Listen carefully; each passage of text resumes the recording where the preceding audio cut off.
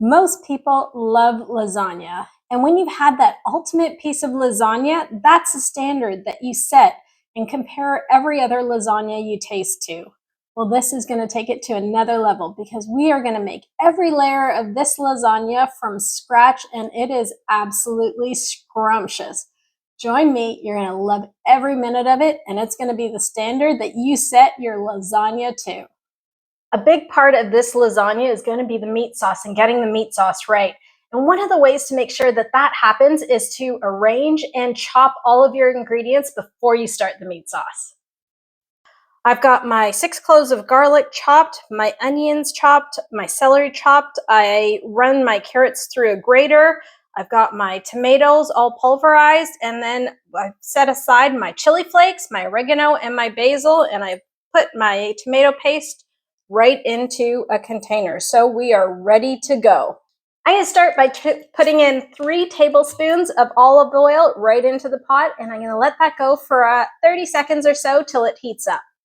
It's time to put the vegetables, the garlic, the onion, and the celery right into your pot. We're going to simmer this for about 2 minutes. Now it's time to put the carrots in.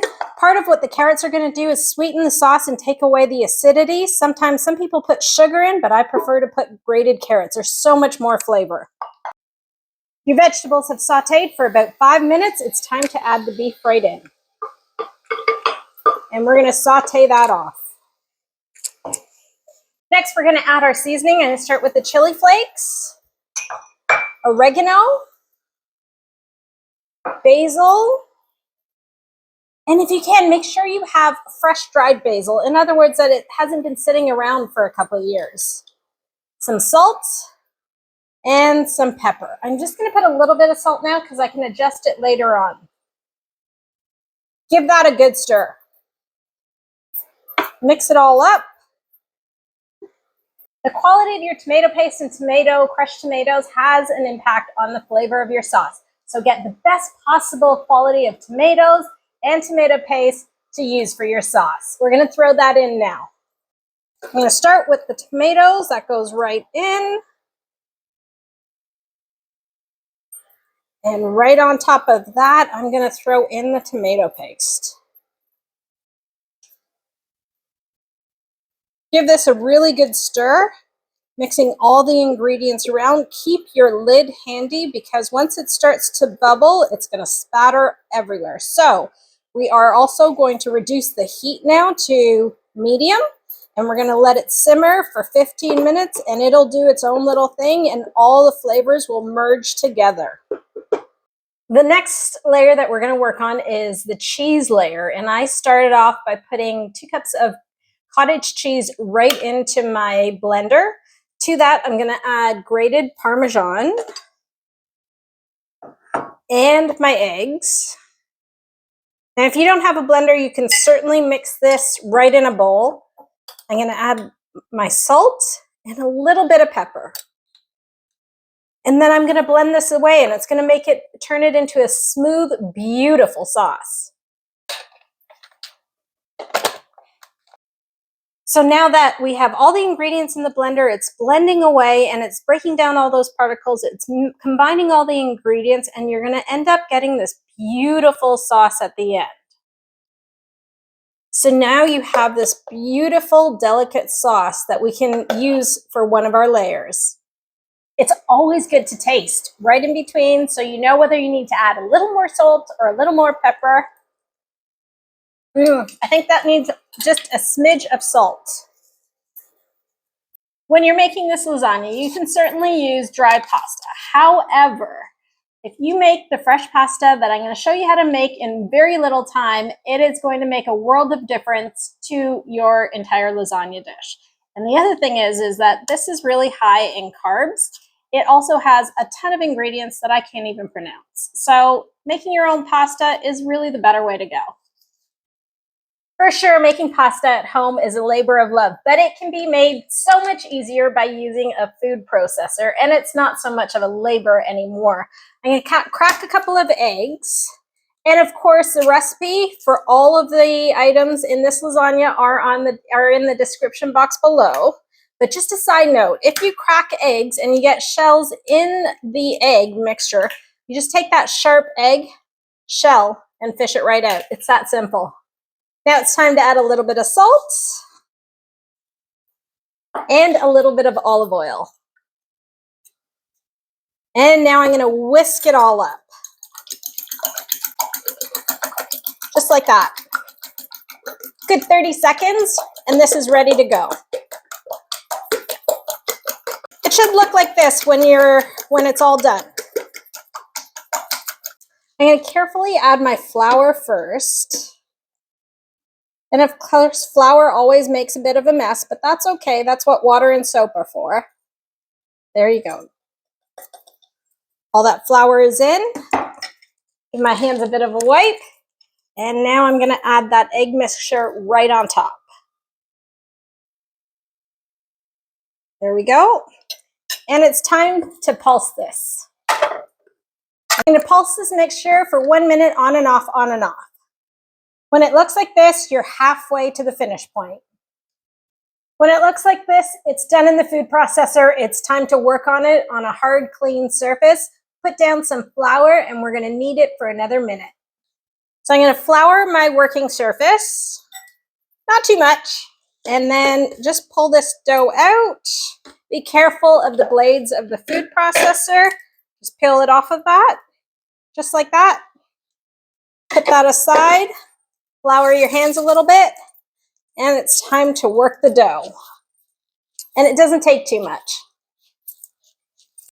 It's really come together quite nicely. When I'm pushing down, it comes back a little bit. I'm going to let it rest for just about 5 to 10 minutes, and we're ready to start assembling our lasagna. To make sure that it doesn't dry out or form a skin, it's important to put it into either a Ziploc bag or cover it with a little bit of cling film. It's going to rest for 5 minutes. So this is my pasta machine. It is a manual machine as well as an electric machine. You can certainly use it manual machine, there's no problem, but it's well worth the investment to buy an electric component to it.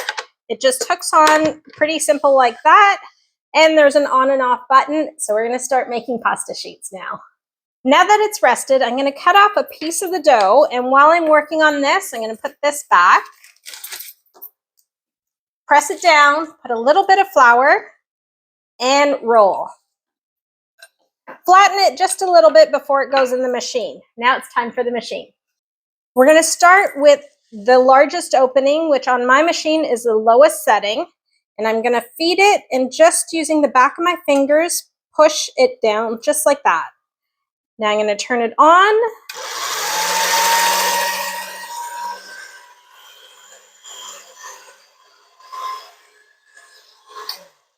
It's time to turn the dial down to make it thinner. So this, we just send it through a couple of times, and every time we pull it out, we're dialing it down one more level. Make sure you flip it over and flour both sides so that none of it sticks to the machine. I'm going to dial it down again and send it through. Just for a quick comparison, here's the dry pasta, and it's quite thick compared to our pasta, which I roll out quite thin. Doesn't that look beautiful? In less than 10 minutes, the pasta's ready. We're all ready to go. It's time to assemble, so this is the exciting part. Let's get to it. I cut my first sheet a little bit longer so it overlaps, and then I'm gonna grease the sides of the pan so that it doesn't stick to it. Give the edges a light spray so that you don't have pasta stuck to the edges. Just like that. I've got my bottom layer of pasta. Now it's time to put down the meat sauce, and I'm going to put down an even layer. Even it out as you're pouring it in. Make sure you preheat your oven at this point to 350 degrees. Now it's time for a layer of pasta. Time for our white sauce. Just going to pour a little bit of a layer on like that and spread it thin with my spatula. Get it into all the nooks and crannies. Oh, it's already smelling absolutely delicious, and it's not even completely baked. Time for another layer of pasta. And don't worry if they don't fit exact. It all gets hidden. You just want it to make sure that there's good coverage. There we go. Now I'm going to put another layer of the meat sauce. Okay, this time I'm going to pour the sauce right on top. Just like that. And I'm going to smooth it out with the spatula.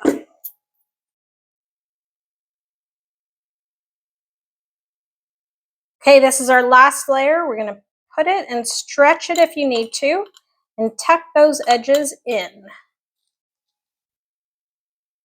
Like that, and we're going to tuck them in.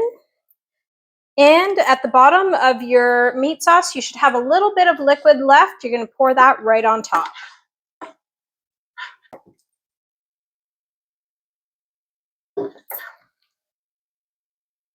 I'm going to cover this now with foil, and it's going to go straight into the oven. This is what you should end up with. Doesn't that look absolutely delicious? I'm going to put a foil on top of this and scrunch it tightly so that none of the liquid escapes, and it's going to go straight into the oven. This is ready for the oven, and I've got a little bit of cleanup to do while this is baking away. So I'll see you in a few minutes. Once this is baked, I'm going to pull it out.